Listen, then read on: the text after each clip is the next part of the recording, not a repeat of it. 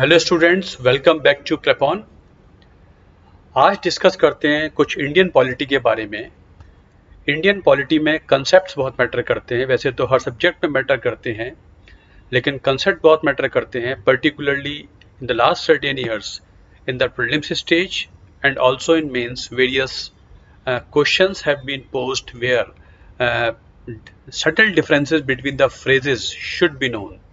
हम जानते हैं प्रीलिम्स में terms based questions, phrases based questions बहुत आने लगे हैं, पर्टिकुलरली इंडियन पॉलिटी से, इंडियन हिस्ट्री से भी। हमको टर्म्स का डिफरेंस, उनके बीच का जो मार्जिनल डिफरेंस है वो जानना बहुत ज़रूरी है।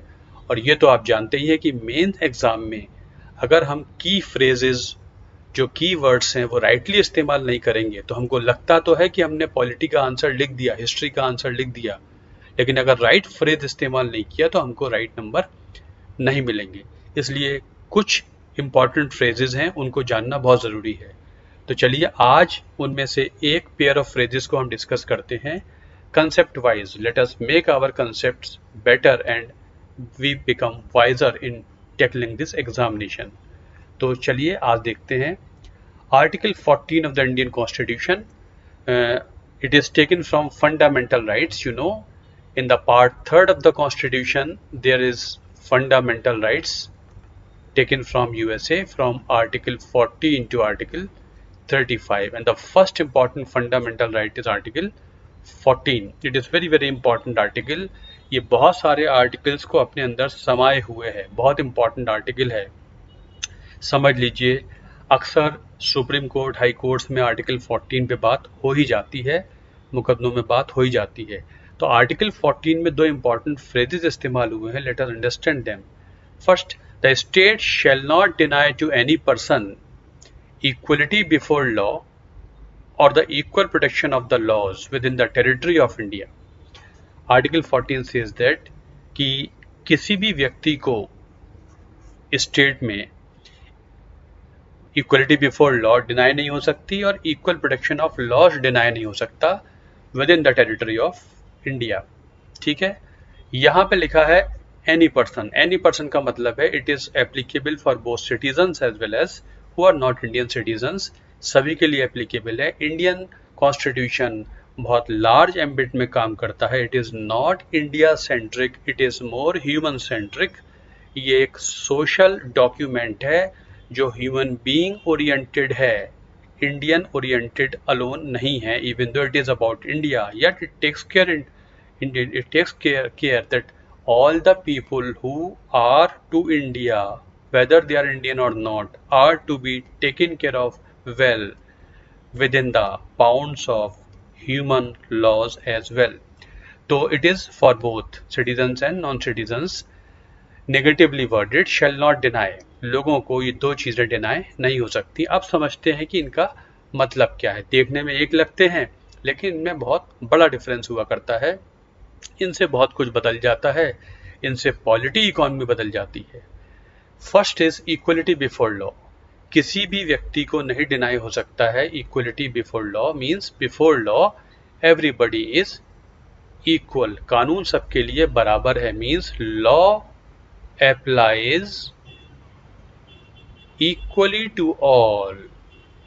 सबको कानून एक सा लागू होगा। Before law nobody is big, nobody is small, nobody is above law।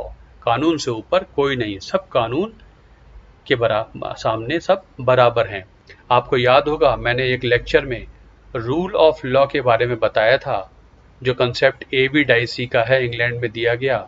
This concept has been taken from UK। Rule of law का एक फीचर है there should be equality before law.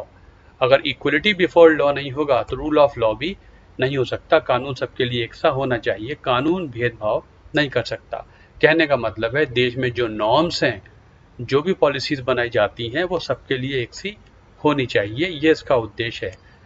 अगर किसी ने कोई क्राइम किया है, गलती की है, whether it is the one who is prime minister और a common man, everybody shall be dealt with equally within the bounds of that particular law. कानून भेदभाव नहीं करेगा। फॉर एग्जाम्पल, इस फोटोग्राफ में देखते हैं तीन इंडिविजुअल्स हैं, तीनों की कैपेसिटी अलग अलग है। He is better off, he is somewhat better off, he is not better, he is deficient. But under the phrase equality before law, all the three are provided equal support by the state. State से मतलब यहाँ पर है government and government agencies, उनके ऊपर ही दारोमदार है equality before law का। तो तीनों को बराबर सपोर्ट दिया है, इस नाते तो गवर्नमेंट ने गलत नहीं किया, तीनों को बराबर सपोर्ट दिया है, लेकिन सपोर्ट देखते समय उनकी कैपेसिटी का एनालिसिस नहीं किया। He has been given the support, he is far better off, he enjoys lot of benefits, जो कॉन्सिक्वेंस है बेनिफिट्स का इसके लिए बहुत अच्छा है। He is somewhat better off, उसके पास थोड़ा ही बेनिफिट आ पाया है, he can also enjoy the benefit, इसके लिए भी कॉन्सिक्वेंस ठीक है लेकिन इसके हिसाब से कॉन्सिक्वेंस कम है। और ये बेटर ऑफ बिल्कुल नहीं है, ये डेफिशिएंट है। And even though he has been provided the same support, he is not able to enjoy the consequence. इसका मतलब है तीनों को सपोर्ट बराबर दिया गया लेकिन तीनों को आइडेंटिकल कॉन्सिक्वेंस नहीं मिला, तीनों के हालात बदले नहीं, सपोर्ट बराबर मिला लेकिन हालात बदले नहीं। तो इक्वलिटी बिफोर लॉ तो कहता है कि कानून ऐसा बनाए कि किसी के साथ भेदभाव ना हो, किसी के साथ भेदभाव ना हो, ये देखा जाना चाहिए। ये तो मतलब हो गया इक्वलिटी बिफोर लॉ का। अगर हम लिटरली जाएं कि सबके लिए कानून एक सा हो, कानून एक सा है, पॉलिसी एक सी है, कोई भेदभाव नहीं कर रहा है। गवर्नमेंट ने कोई स्कीम बनाई है, गवर्नमेंट कोई योजना बनाती है, नेशनल फूड सिक्योरिटी एक्ट बनाती है और कहती है कि ये प्राइवेट कंपनियां आवेदन कर सकती हैं, टेंडर डाल सकती हैं कि ये हमको कितने पे राशन सप्लाई करेंगी। अब अगर टेंडर खोल के जल्दी बंद कर दिया और सभी कंपनियों को आवेदन करने का मौका नहीं दिया गया, इसका मतलब सभी कंपनियों को इक्वली उस लॉ के तहत अप्लाई करने का मौका नहीं दिया गया। इसका मतलब आर्टिकल 14 का एक क्लॉज वायलेट हो जाता है कि जल्दी खोलकर बड़ी बड़ी कंपनियों को पता लगा, छोटी कंपनियों तक सूचना नहीं पहुंची और वो अपना आवेदन नहीं दे पाए। हो सकता है उनका प्रपोजल गवर्नमेंट के लिए बहुत अच्छा होता। यही कोल ब्लॉक्स में किया था, जब कोल ब्लॉक्स एलोकेट हुए थे तो गवर्नमेंट ने यही कहा सबको बराबर मौका नहीं दिया गया, इसलिए जो कोल ब्लॉक्स का आवंटन है वो गलत हुआ करता है। तो बराबर मौका मिलना डेवलपमेंट के लिए भी जरूरी होता है। अब ये तो बात हो गई इक्वलिटी बिफोर लॉ की, कि लॉ सबके लिए एक सा होना चाहिए। अब अगले फ्रेज पे आते हैं, equal protection of laws. Equal protection of laws की बात करते हैं। इक्वल प्रोटेक्शन ऑफ लॉज का मतलब है law should be such, law should be such, law कुछ ऐसा बनाया जाए कि उससे निकलने वाला प्रोटेक्शन सबके लिए बराबर होना चाहिए। पॉलिसीज ऐसी बनाई जाएं, नॉर्म्स ऐसे बनाए जाएं कि whatever benefit is coming out of that particular thing goes equally to all, so that the outcomes are identical। उनके लिए जो आउटकम है वो आइडेंटिकल होने चाहिए। इक्वल प्रोटेक्शन ऑफ लॉ ये कहता है, it is taken from US constitution. US constitution में एक अमेंडमेंट हुआ, वहां से लिया गया है, जबकि equal protection equality before law UK से लिया गया है। It is taken from US constitution, amendment हुआ है उससे लिया गया है। इसका ये कहना है कि लॉज ऐसे बनाए जाए, गवर्नमेंट जब पॉलिसी कंसीव करे तो इस तरीके से करे कि उससे निकलने वाला बेनिफिट ऐसा हो कि सबके लिए प्रोटेक्शन बराबर हो पाए, सभी एक लेवल पर आ पाए। कहने का मतलब है जो बिल्कुल ही बैकवर्ड है, बेटर ऑफ नहीं है, उनको सपोर्ट ज़्यादा दिया जाए, जो कम है उनको थोड़ा कम दिया जाए और जो बेटर ऑफ है उनको ना दिया जाए, ताकि everybody is at par and the consequence of the benefit being given is identical। सबके लिए identical benefit है। He has been elevated with the support of the government even though he has not been given any support। It means अगर आप meaning में जाएंगे तो law equal नहीं है इसके और इसके बीच में। वो जो पॉलिसी है इसके लिए अवेलेबल ज़्यादा है, इसके लिए अवेलेबल थोड़ी कम है, इसके लिए अवेलेबल नहीं है। उस नाते देखें तो इक्वलिटी बिफोर लॉ तो फॉलो नहीं हुआ, लेकिन इक्वल प्रोटेक्शन ऑफ लॉ हो रहा है। अल्टीमेट ऑब्जेक्टिव और the consequence of the law is this. So this particular phrase takes into account circumstances as well. ये हालातों का भी ध्यान रखता है, इसीलिए इसका कहना है कि like should be treated alike, like should be treated alike. जिनके हालात एक से, उनके साथ एक सा व्यवहार। अगर यहाँ पर एक और व्यक्ति होता जो इतना ही कैपेसिटी का होता तो उसको भी डबल सपोर्ट दिया जाना चाहिए था। जिनके हालात एक से उनके साथ एक सा व्यवहार, जिनके हालात अलग अलग उनके साथ व्यवहार अलग हो सकता है।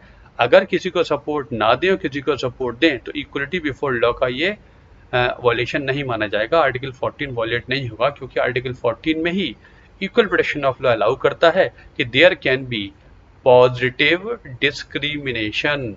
मतलब भेदभाव तो गलत है, लेकिन अगर पॉजिटिव कॉन्सिक्वेंस के लिए भेदभाव किया जाए वैलिड ग्राउंड पे तो वो गलत नहीं है। इसलिए एक सौ के साथ एक सा व्यवहार, जिनके हालात एक से उनके साथ एक सा व्यवहार, जिनके हालात अलग अलग उनके साथ व्यवहार भी अलग अलग हो सकता है। यहीं से निकलता है इक्विटी, दैट इज जस्टिस। यहीं से सोशल जस्टिस की बात आ जाती है कि जो बिलो पॉवर्टी लाइन है उनको ऐसा ऐसा किया जाएगा, जो उसमें नहीं है उनको राशन नहीं दिया जाएगा। इसीलिए जो लोग इनवैलिड हैं, जो फिजिकली चैलेंज्ड हैं, जो बड़े बुजुर्ग हैं, उनको वैक्सीनेशन उनके घर पे दी जा सकती है, उन्हें अस्पताल या वैक्सीनेशन सेंटर लाने की नीड नहीं है। लेकिन अदरवाइज क्योंकि बाकी लोग तो चल सकते हैं, उनको वैक्सीन सेंटर पे आके लेनी पड़ेगी। So under equal protection of law, so that nobody is you can say कि कोई भी वंचित ना रह जाए कि उसे वैक्सीन के बेनिफिट ना मिले। This is equal protection of law, so it allows positive discrimination. So this is the difference between equal protection of laws and equality before law. So equality before law may not lead you to, you can say, social justice, but equal protection of law definitely will allow you to go for social justice or equity, justice based support देना चाहिए। जो support है वो justice based होना चाहिए, उसका outcome सबके लिए आइडेंटिकल कॉन्सिक्वेंस, और जो उसका आउटकम है वो सबके लिए एक सा होना चाहिए, कोई अपने आप को वंचित महसूस ना करे। This is equal protection of laws. So this is in very easy terms, बहुत आसान शब्दों में मैंने आपको दो फ्रेजेस समझाए हैं, equality before law and equal protection of laws. This is article 14, बहुत शॉर्ट में समझाया है, बहुत बड़ा आर्टिकल है article 14। So this way we are able to understand difference between these two phrases, equality before law and equal protection of laws. Hope you understand, और आपको polity में एक दो कंसेप्ट छोटे से पता लगे, इस तरीके से आपकी कंसेप्चुअल क्लैरिटी बढ़ती चली जाएगी। So thanks a lot for watching this video.